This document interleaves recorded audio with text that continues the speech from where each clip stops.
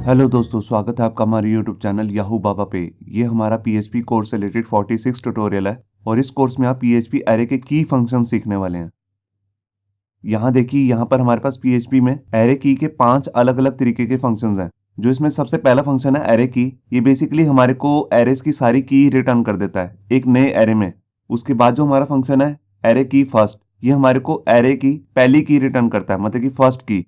और इसी तरह हमारे पास दूसरा फंक्शन है एरे की लास्ट, ये हमारे को एरे की लास्ट की रिटर्न कर देता है। ये दोनों ही जो फंक्शन है एरे की फर्स्ट और एरे की लास्ट, ये पीएचपी वर्जन के 7.3 वर्जन में आए थे। अगर आपने इससे पिछला वर्जन इंस्टॉल किया हुआ है तो ये दोनों फंक्शन रन नहीं होंगे। और इसके बाद जो हमारा फंक्शन है एरे की एग्जिस्ट, ये बेसिकली चेक करने के काम आता है। अगर आप कोई की किसी एरे में सर्च करना चाहते हैं कि वो एग्जिस्ट करती है कि नहीं, तो इसलिए हम इस फंक्शन का यूज करेंगे। लास्ट फंक्शन भी यही काम करता है, ये इसका जस्ट शॉर्ट हैंड है, आपको एरे नहीं लिखना पड़ता। तो आइए देखते हैं प्रैक्टिकली हम एरे की फंक्शंस को कैसे यूज कर सकते हैं। यहाँ देखिए, HTML के एडिटर में मैंने अपनी एक फाइल बना ली है array.php, और यहाँ पर कलर नाम से मैंने एक एरे भी बना लिया है और इसके अंदर अलग अलग कलर के नेम स्टोर किए हैं। अब मैं यहाँ पर अपना फंक्शन यूज करके दिखाता हूँ जिसका नाम है एरे कीज, जो हमारे को किसी एरे की सारी की रिटर्न कर देता है। इस फंक्शन के अंदर हमारे को बेसिकली सिर्फ एक ही पैरामीटर देना होता है, वो होता है एरे का नाम। तो हमारे एरे का जो नेम है वो है कलर। तो मैंने यहाँ पर इसे पेस्ट किया और ये फंक्शन जो है ये बेसिकली हमारे को सारे एरेज की एक की रिटर्न करेगा नए एरे की फॉर्म में। तो उसके लिए हम यहाँ पर एक वेरिएबल ले लेते हैं। ये हमारा नया एरे बन गया, न्यू एरे। अब मैं इसको आपको प्रिंट भी करके दिखा देता हूँ। तो उसके लिए मैं यहाँ पे फंक्शन यूज करूंगा प्रिंट आर, और यहाँ पे मैं अपना नए एरे का नाम डाल देता हूँ न्यू एरे। और इसकी फॉर्मेटिंग सही करने के लिए मैं यहाँ पर इसको प्री टैग के अंदर डाल देता हूँ। इसको कॉपी करके मैं इस टैग को क्लोज भी कर देता हूँ नीचे। ये देखिए, यहाँ पर मैंने फाइल को सेव किया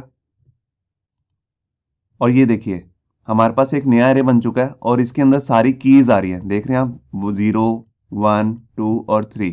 तो बेसिकली जो ये फंक्शन है हम इसको इंडेक्स एरे के साथ यूज नहीं करते, हम इसको एसोसिएटिव एरे के साथ यूज करते हैं, वहीं इसका यूज सही से रहता है। तो देखिए, मैंने नीचे एक एसोसिएटिव एरे भी बना के रखा हुआ है।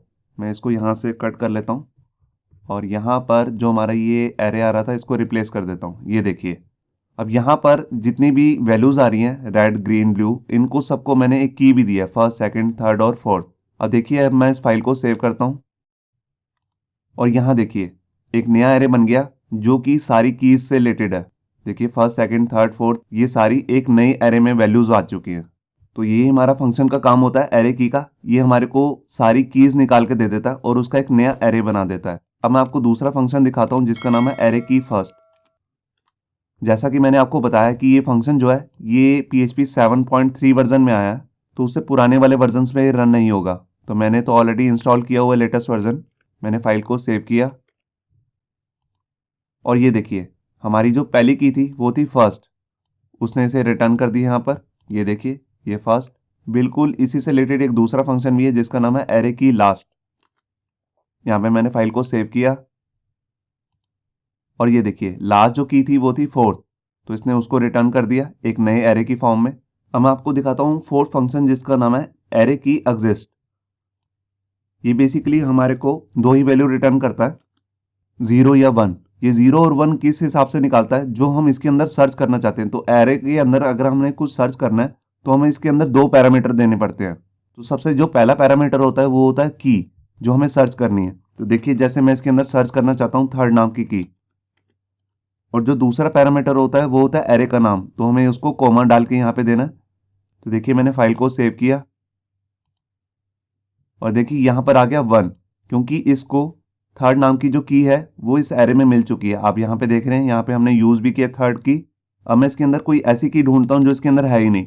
देखिए, मैंने यहाँ पे लिख दिया 6। मैंने फाइल को सेव किया